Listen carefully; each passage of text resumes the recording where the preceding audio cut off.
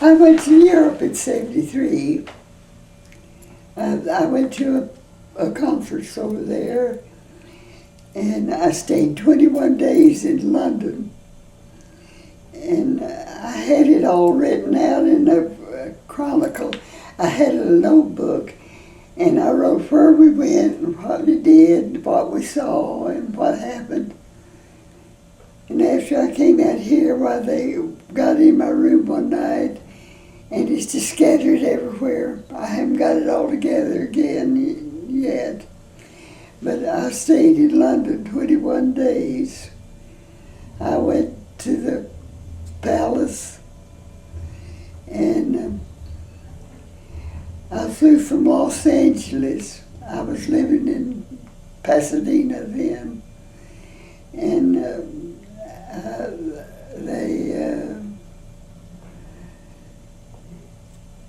we flew from Los Angeles. We left Los Angeles at 7 o'clock one night and got into London at 7 o'clock the next morning at Heathrow Airport. And we went to our room, but they weren't ready. You'd be surprised how backward they are over there. So we went down to Buckingham Palace. It was only about 6 blocks. Oh, it wasn't that much, about 3 blocks down to our hotel. St. James is where we stayed. And we stood there and watched the changing of the guard for the palace. They had a dog with them. He looked like a collie. He was about this tall. And whenever they'd stand at attention, that dog would stand at attention with his front feet out like that. And they went through all this ceremony of changing the garden for the... I've been through Buckingham Palace. I've been through, what's the one down on the Thames?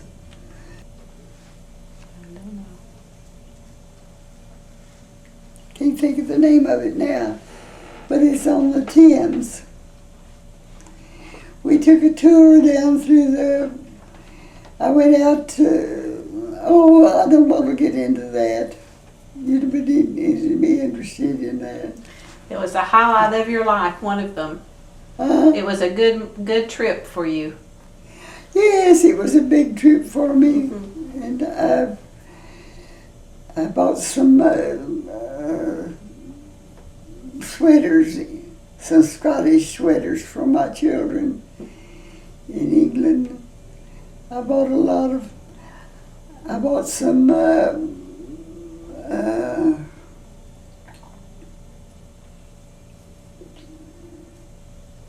what's the famous grass that they make in England? I can't think of that. But you wouldn't be interested in that anyway. Well, once after the Kennedy assassination, did you move to Oklahoma, back to Oklahoma at that point? From Denton, Texas, did you come back to Oklahoma? Yes. After I lived in Texas, I lived in Denton, in Texas. Mm-hmm. That's about 12 or 14 miles from Fort Worth. Back in the 60s? Yeah. Carl graduated from college, and he set up an insurance office in Denton. And he had 2 little children. One of his children was born in France, and the other one was about 6 or 8 months old. And I was babysitter more than anything else. We both lived in Denton, and what did I do in Denton? That's where I worked for Acme. No, it wasn't. Acme was in Denton. Anyway, we lived in Denton for a little while. I can't think of anything exciting that happened in Denton. I just worked. Just worked. Then what brought you to Oklahoma the second time? What? Then what brought you to Oklahoma the second time? Carl, Carl? he's graduated from the college up here and set up a business in Stillwater. And he said, why don't you move up here, Mother, where we can look after you? So I moved up to Stillwater. Okay. I lived in Stillwater 5 years. And So that would have been a little bit later. So where were you during the Depression? during the Depression, Mm-hmm. doing the best I could, I imagine. I lived in, I think I lived in Mansfield, Texas, because I saw them trekking across to go to California, wagons leaving Oklahoma, one cross. I don't know much about the Depression. We never had anything. We didn't have any money. We just was hand to mouth business. We had a Sunday dress and a school dress and one to wash. We wore one and washed one. They wore one and washed one. That's how poor we were. Were they made out of flour sacks? No, we had gingham dresses. Gingham, okay. My aunt was a seamstress and she made our dresses for us.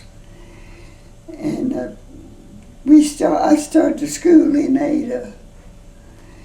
And In a one-room schoolhouse? no, No. I started just in a regular schoolhouse. But I started in the second grade because I had read my older sister's books and she brought them home. I followed her through the first grade, and I stayed in the second grade for I don't know how many months, and then I got promoted to the third grade during the mid-term, and they pushed me over into the fourth grade, and I spent all of my grade school time in the public schools in Ada. Okay. I went to Willard School, and I had a lot of adventures there. Like what? I went to high school in Ada. I finished high school when I was 15 years old. And, oh, by the way, my teacher's name when I was in the fourth grade was Edwards. Do you remember Edwards that broadcast over the radio? He broadcasted the news. Oh, just Edwards. a little. Well, it was his mother that taught me in the fourth grade. Well, I was so far ahead of the fourth grade that she promoted me to the fifth grade and gave me time off to take care of her little boy out on the playground.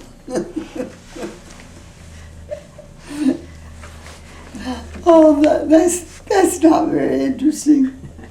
Was your sister jealous because you were as smart as she was? Was your sister jealous because you knew as much as she did? Yeah, well, maybe so. Yes, two of them were. But ordinarily, I got along better with my brothers than I did with my sisters. That happens. But we had to work when we were growing up because it was in the Depression, you know, and we couldn't. I remember the first automobile I ever saw. And tell us about that. Well, it was right after the war, One. and the boys came back from France. And my sisters sweetheart was one of the boys that came back from France. He brought her a French blouse that was crepe de chine. You know what crepe de chine is? Embroidered all across the front. He bought it in Paris. My daddy wouldn't let her wear it. You could see through it. He wouldn't let her wear it, but she wore it nevertheless. And I remember I was about 6 years old, I imagine, that she had a friend that lived over the railroad track from where we lived, and she would take that in a bundle if she was going someplace that she needed to wear it. And I would walk with her up there to the railroad, and she would walk on to her friend's house and change into her blouse and go to her party and then come back and change back into her blouse and walk home. Well, Dad finally caught on to that, so I think he burnt the blouse. I don't remember what he did with it, but he wouldn't let her wear it. And her friend bought a Model T Ford. That was the first car I ever saw. And when he would drive that down the street, everybody would run out to the yard to see that car coming down the street. Nobody in it, but just one person to driving it down the street. Marvelous, marvelous.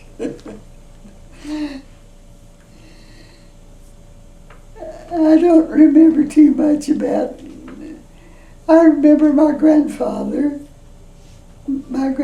Smith. He lived in Dublin, and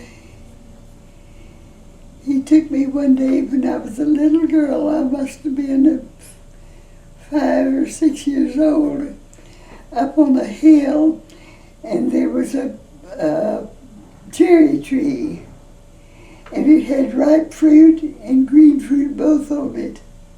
And he took me up there to see it. We lived in Dublin. We had a windmill for water, and it was up on a hill. We had to go up and get the water in a bucket and carry it back down. Our great-grandmother, who we all hated with a passion, would come to see us, and she dipped snuff. We'd have to run and find Grandma a can to spit in. We all just hated Grandma.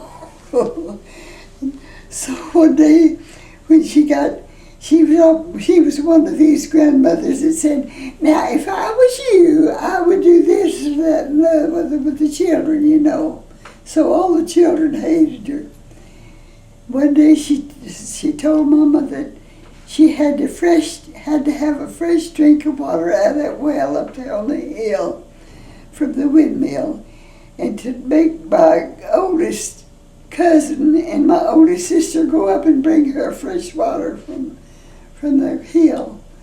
So they were very chagrined, of course, at having to go get Grandmother a drink. So they both spit in it before they got home.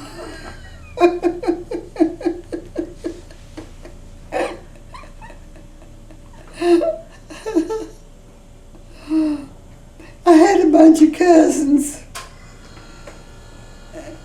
Let's see if I've got any cousins that did anything.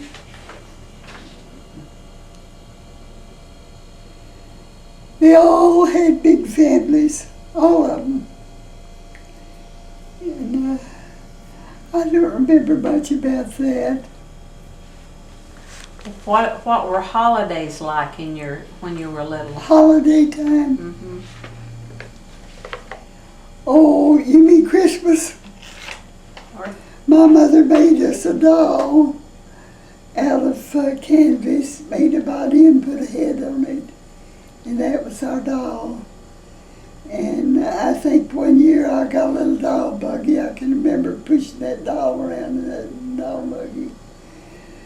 I remember one time when I was laying out on the back porch. Oh, my brothers would get in a grass fight, and there was an empty house down just a walk from where we lived. And they having a big grass fight down there, Bermuda grass was that high. And I went down, of course, to help my favorite brother. And I had a pinafore on, and I gathered it up like this, full of grass, to take to him for ammunition. And I stepped on a ball and cut a gash in my foot just like that, in the arch of my foot. And they made a pack saddle like this and took me back up to the house. And my mother immediately put my foot in a pan of gasoline. That was the remedy. I was bleeding like a stuck horse. And did it work? I've got a scar that big in the arch of my right foot. We played down in that house. We played next to a cotton field. We'd play house out there, and we'd mark off our houses, and we'd cook with mud and cotton leaves and everything. We had a good time. And we thought we was all right. We had to carry water to the house. We had a sewer connection, but it was on the alley. And my daddy's factory was off. He manufactured mattresses. And we lived down on 12th Street. And you got married when you were 15. I left a month being 16 years old when I got married. What was the rush? I don't know. All of a sudden I knew I was married. My mother and the woman across the street arranged it. I didn't know I was going to get married until they told me. That's the way to get rid of one of your kids.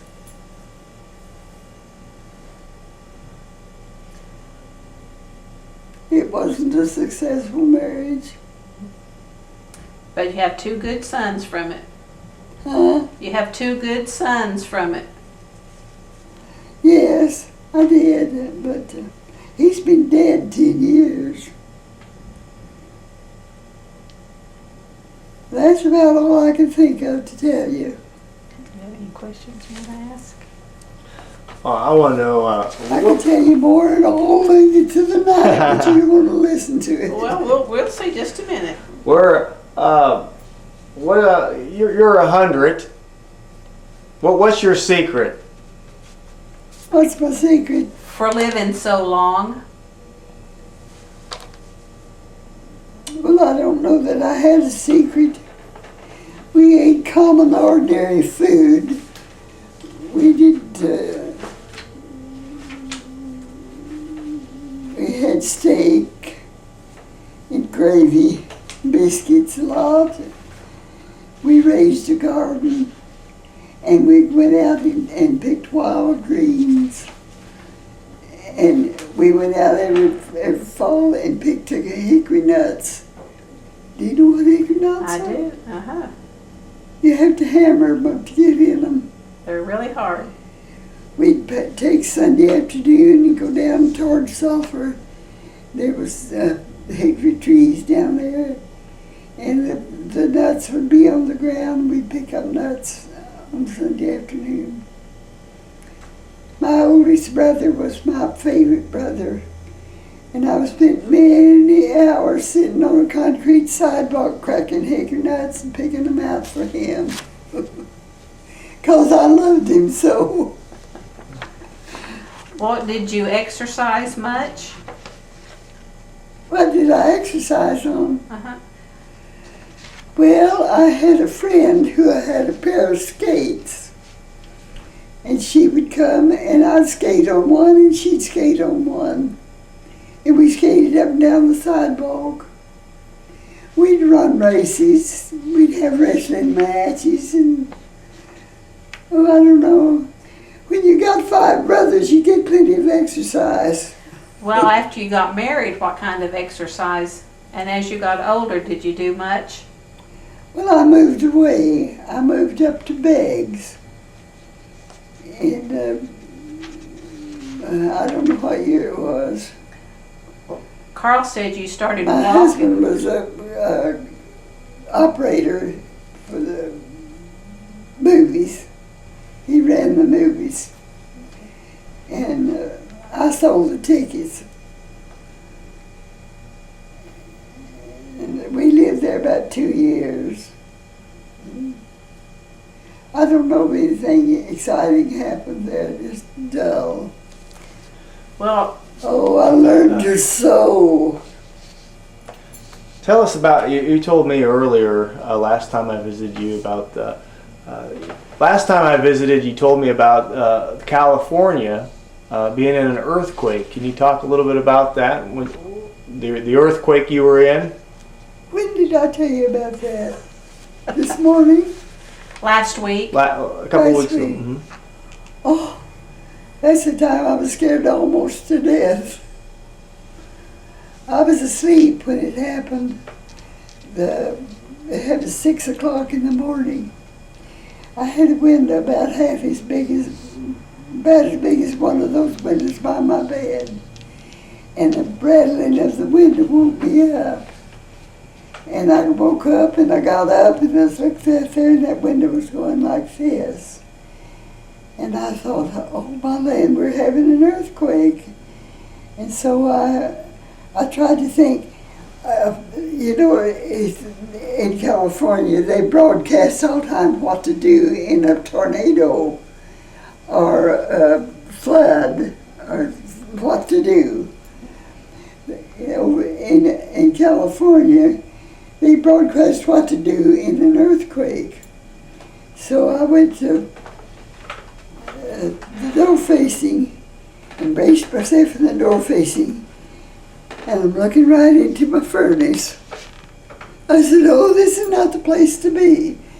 So I ran on off in the kitchen and I stuck my hands out and braced myself in the doorway, and I'm looking right into the hot water tank, and I said, this is not the place.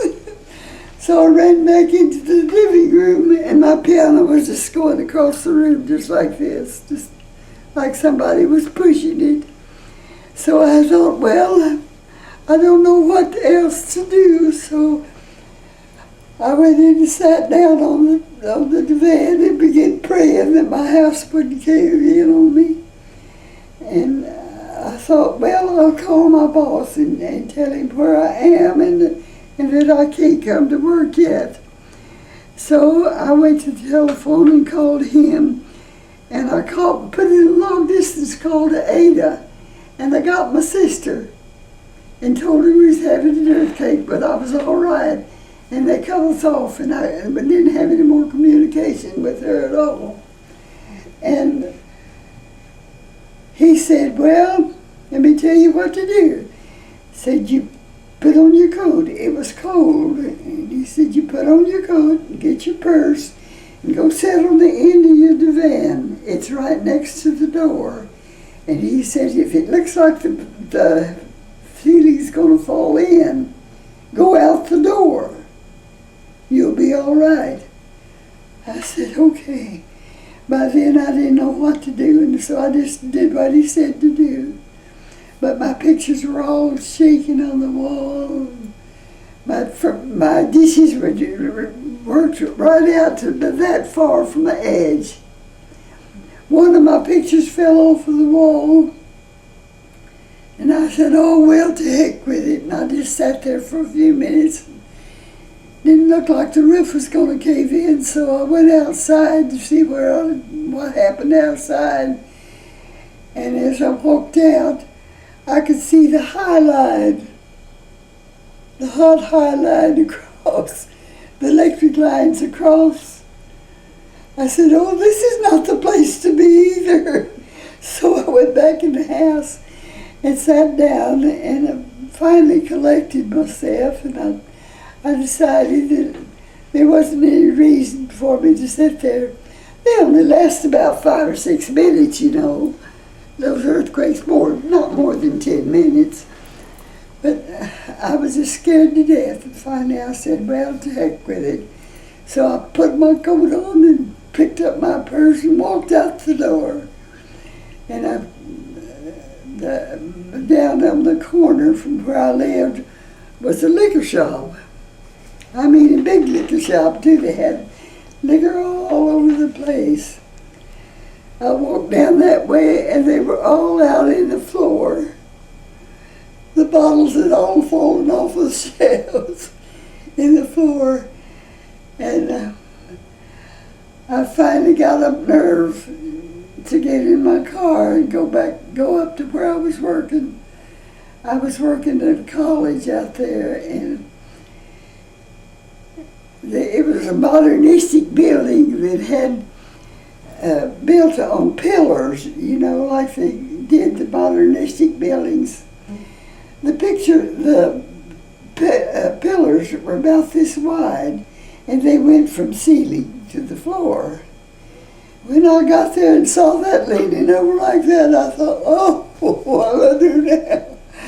So I went on upstairs, and when I got in my room, my desk was turned over, and my boss's desk, he had a great, big, beautiful mahogany desk, heavy as a truck, and it was turned over, and all the stuff was piled out on the floor, paper scattered everywhere. So I took the morning off to cry. So I cried the most of the morning. I was so nervous I didn't know what to do. But the aftershocks were as hard as the earthquake. I had a concrete porch on the back of my apartment about that thick, and it was cracked right down the middle.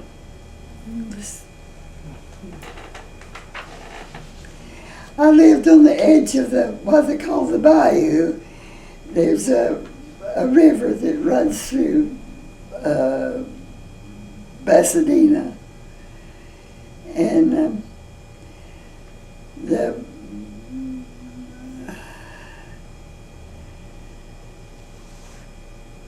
what happened to that river? Anyway, something happened. I finally got to work. I got it back in my office, but I couldn't work. I was too nervous. And finally, I kind of settled down a little bit. And Pasadena is built on the side of a mountain. You know, the mountain comes down like this, and then Pasadena is built down here. And the houses, some of them didn't have roofs on them, some of them had posts knocked out, and some of the stores were, all of the goods were piled out on the floor. And I got to the office, and I looked out, in our gymnasium was a very modernistic building. It had all glass front, and that was laying out on the ground. A house up on the hill didn't have any front porch or any roof on it. And so I think he dismissed me for the day. I can't remember what happened the rest of the day. Only I just sat there like this, and every so often it goes, your chair will move over. It'll move over this way, then it'll move over that way. Every time, it's like a big truck goes by your house. And there was a man that got buried underneath a building. The building collapsed on him, a brick building. He was 14 days under there before they got him out, and he lived. The building just shook down on him. Oh, I had a lot of experience in California, I tell you. How did you come to be in California? I went out there to work in this college out there. Just to go? Well, it was connected with the college that I had. Okay. It was connected with my work here, and I decided I want to go to California. I had visited out in California, and I thought it was so beautiful. The flowers were so pretty and so warm and everything, and the fruit was so good. The grapefruit that big, and oranges that big, and the vegetables were just lovely. And I thought, I kind of like to live out there. So I made an application to that college out there, and they accepted me. And I moved out there. And how long were you there? I lived there 3 years, I think, 2 or 3 years. But every time before the big earthquake came, you'd be sitting in your living room in a chair, and all of a sudden you just jump up and down like somebody just jumps you up and down like that. Like a big truck passed by. That's aftershocks.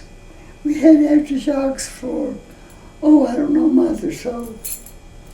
But they've got buildings out there that are 7 and 8 stories tall. And you get up there by an elevator, of course. Well, we couldn't use the elevator, so we had to walk up the stairs to get to our offices. But what excited me most was my boss's desk. He had a desk about that wide, and it was about that wide and about that long, and it was solid mahogany. And of course you couldn't lift it up by yourself. It took 10 minutes to lift it, and it was laying over on its side. Pretty strong quake. I didn't work any that day. I went back to my house. My house wasn't damaged too much. The porch was split, of course, and I think one of the windows was broken out. But I was scared nearly to death. No injuries? No. No. Well, they had some injuries. No for you. Not for me, no. I went outside. I couldn't feature myself under a burning house. Well, throughout your lifetime, have you had any injuries? The what? As long as you've lived, have you had any injuries? Oh, yes. Yes, indeed. I've had injuries since I came to Stillwater. I worked in the college in Stillwater for, I don't know how long, 4 or 5 years. And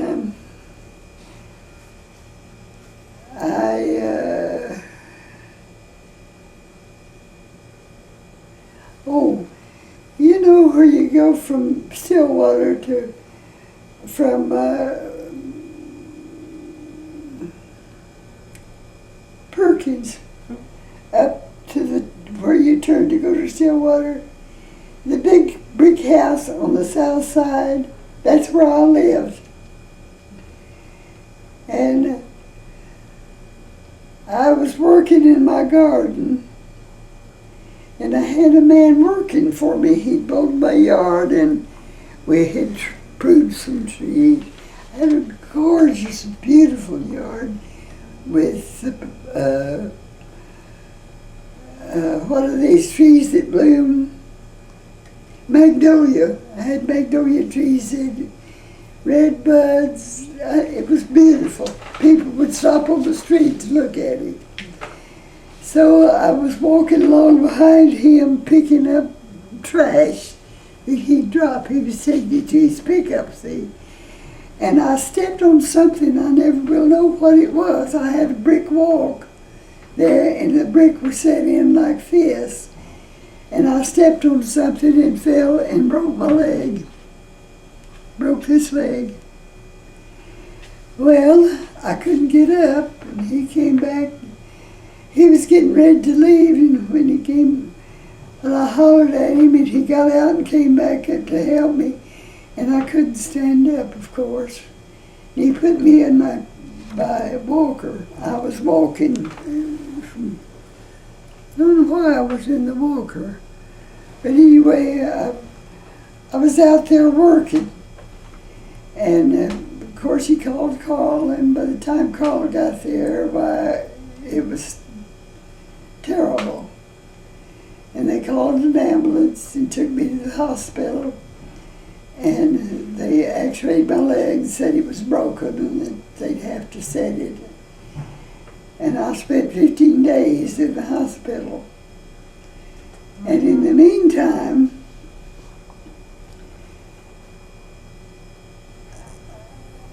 the 15 days I stayed in the hospital, I went back to my home, and I lived in my home 5 years. I had a gorgeous, beautiful home. You can tell by the furniture I've got and the pictures I've got. And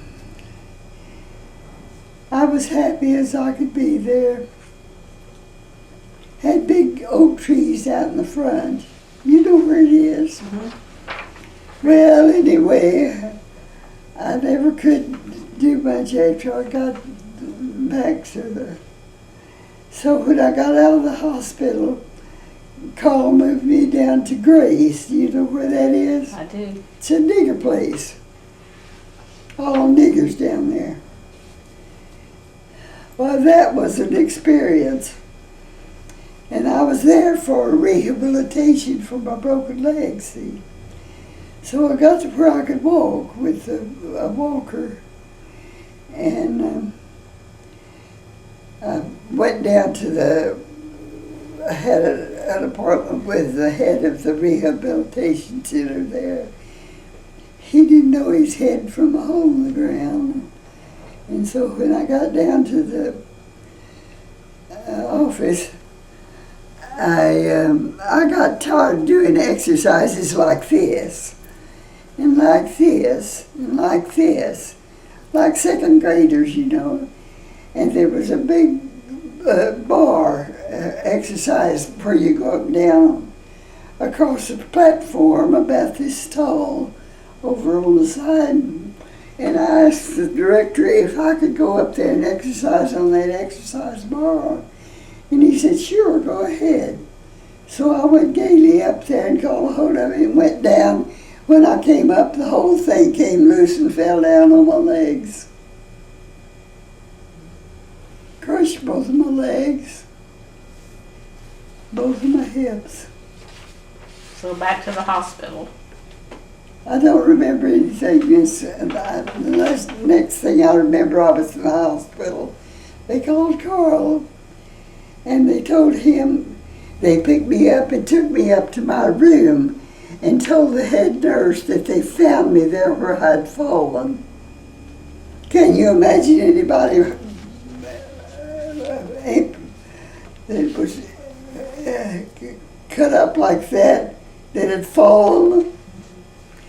Well, the ambulance was there by that time, and they took me to the hospital. And I was there 15 days in the hospital, and they operated on me and put metal in my legs. I've got metal in my legs. And you're getting around pretty good. I walk pretty well. You do. They said I'd never walk again, but I did. Don't ever tell me I can't ever do anything again. I want to know, when things get difficult like that, what do you do to keep going? What do I do to keep going? Yeah, what gives you the will to live? Well, I had a house to keep, and I had a person that came and helped me to keep my house for a while, and I sold a lot. I made all my clothes, and for other people too. I don't know, I just worked all the time. And I got around pretty good on a walker after a while when I got to where I could walk.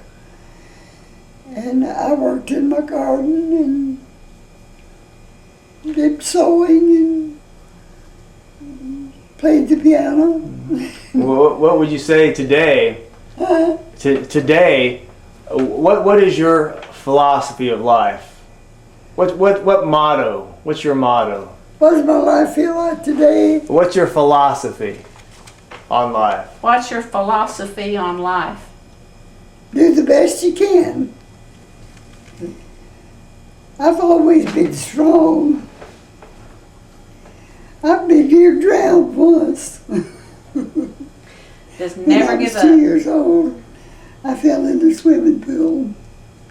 And when they found me, I was floating on top of the water. And can you swim? Sure, I can swim. I can't dive very well. But I can, when I look down in that water, I can't dive into it. So if I can walk into it, I can swim. But that's neither here nor there. Did you ever think that you would live to be 100? I never did think about it. I just lived the best I could every year. I've had all kinds of diseases. Well, when you wake up in the morning, what's the first thing you think of? Get up out of my bed. Just get up and keep moving. I have to have help to get out of my bed. I can't stand on my feet, just jump out. My legs give way if I just jump out. The nurse pulls my feet out and I get my feet firmly on the floor. When I can stand up, then she raises me up out of the bed. And I go into the bathroom and use the toilet and put my clothes on. I already have my clothes laid out in there that I'm going to wear. And she dresses me in there. I can dress myself to a point, but I can't dress myself if I have to pull things up. I've got a bar back there that I hold on to, a steady bar. And most of the time I'm in the bathroom by that time they get here. They take 15 to 20 minutes before they get here.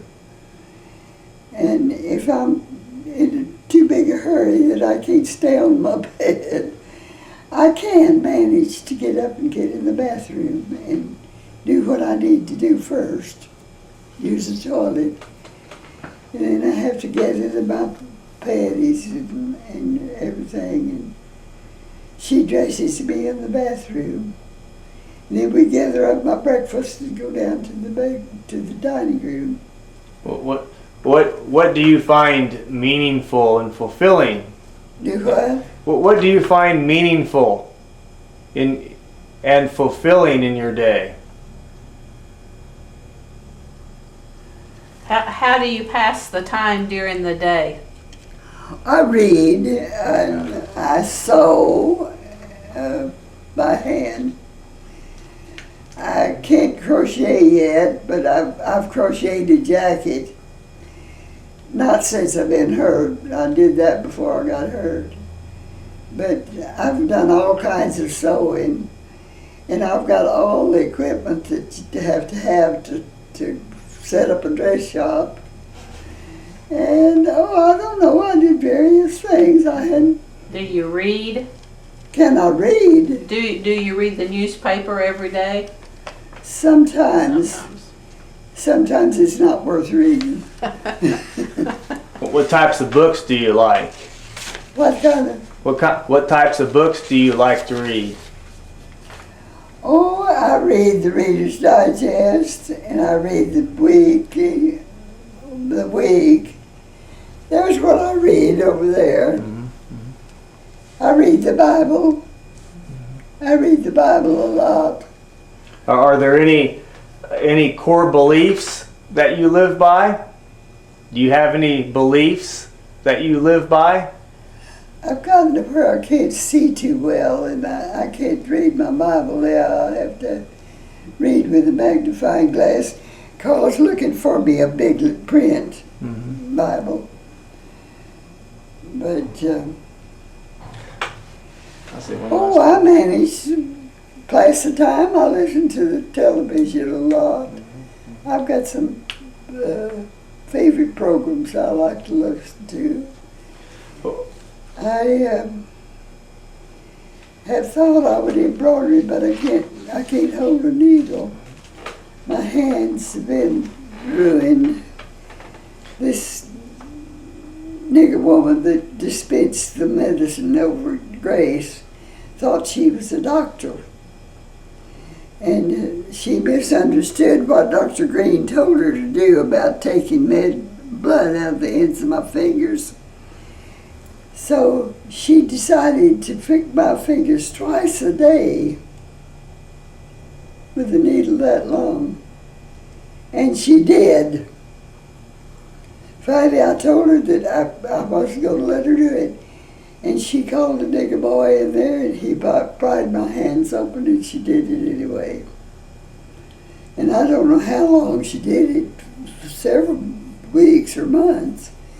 And my hands were dead by the time I don't have any feelings in the ends of my fingers. But I've got nearly all of the dead nails off.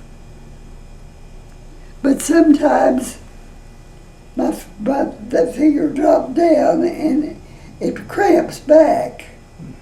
See, like that. So I can't play the piano to do any good. When you think about your life, what do you want to be remembered for? What do I want to do is what? What do you want others to remember? What do you want others to remember you? How do you want them to remember you? Look under there. Isn't there a box under there?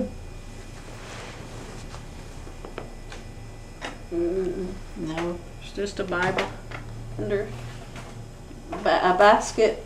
Is there not a box under there? I've got a cards I want you to look at.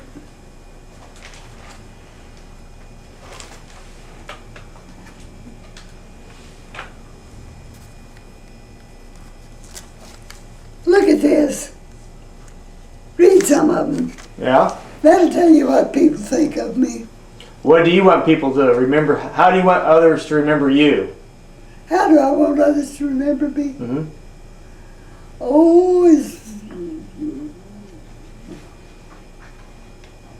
Read the cards. As a strong, independent woman. A good mother. I've got cards from people I didn't even know. I didn't even recognize them. I've got 2 boxes full of cards from my birthday. I should say, what do you think your legacy will be? I think my legacy will be that I was a good Christian person.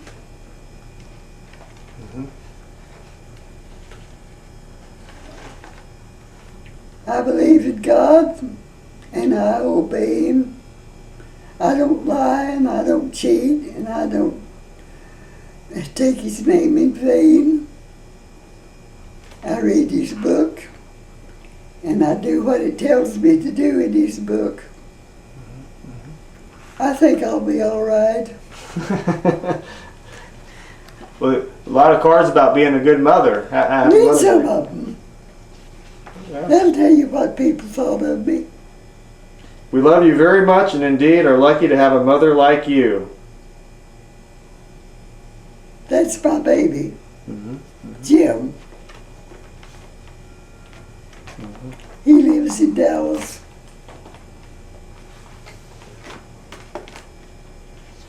You've had a very good life. All in all, I have.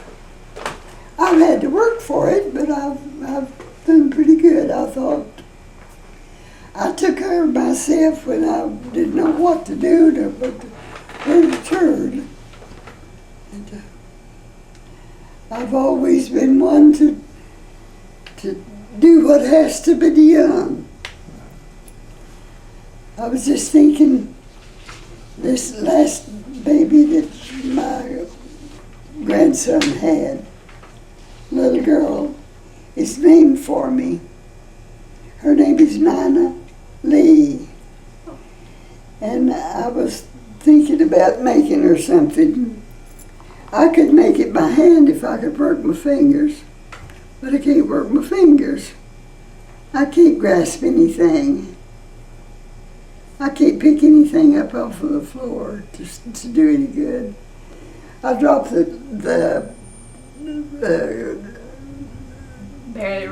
hearing aid? yeah, I dropped the batteries sometimes out of my hearing aids, and I can't pick them up off of the floor. I can't pick up a needle or anything like that. I haven't tried to knit since my hands have got well. That's been over 2 years that my hands were, the ends of my fingers were just dead. My fingernails all came off. Well, I've got pretty good fingernails now. That the nurses filed all the dead stuff off. Well, you're in a better place now. Am I in a better frame? Well, that depends. I get awfully angry sometimes at Carl, but there's not anything I can do about it. What do you find most satisfying about life today? I'll tell you what happened. When I broke my leg, I went into the hospital, as I told you, for 15 days. And I signed a power of attorney for Carl to take care of my business while I was in there. He evidently thought that I turned everything over to him. So he treats me like I'm a little girl, that I don't have any business. He won't let me handle any money. I had this house there on 11th Street. I had beautiful, beautiful furniture. I had everything I wanted in that house. I was happy there. And when I got in the hospital, all of a sudden, I was told that, do you know Paige? No. Paige Provence? I don't know her. I know who she is, but I don't know her. Well, I think she engineered this, but anyway, Carl and Jim was living in my house while I was in the hospital, and he was waiting on a contract with this company that he was working with. And so I didn't pay any attention to what they was doing to my house. All of a sudden, I realized that Carl has given away all of my furniture. I gave him a power of attorney. He throws that down in front of me every time I protest. To his granddaughter, who lived in Texas. Her husband is a master electrician, and they were barely making a living in Texas, and her mother engineered bringing her up here and let her live in my house. She had a 4-year-old son. He's as wild as a March hare. They're trying to make a cowboy out of him, as you can see by the picture that I have of him. They got him on a horse. Anyway, I didn't know a single thing about it until they had moved all of my furniture out of my house. I've got a bedroom suite, a twin bedroom suite that cannot be replaced at any price. It's solid, Honduras mahogany, 4-poster twin beds. She let him jump up and down on my bed until he broke the springs in my mattress. Ride 'em, cowboy, ride 'em, cowboy. That's the kind of mentality she is. They lived in my house for 2 months that I didn't even know that they were living there. How you like that? How would you like to walk into your house after you've been in the hospital 15 days and see all of your furniture gone? That would be difficult. Well, I had a fit about it, of course, but that didn't help any. And Carl treats me like I'm senile. He treats me like a baby. You know, by the way he butted in here and answered all the questions and everything, like I couldn't understand what you were saying. And he's told everybody that I don't know the difference between daylight and dark. That when I imagine things, I think I'm somewhere else.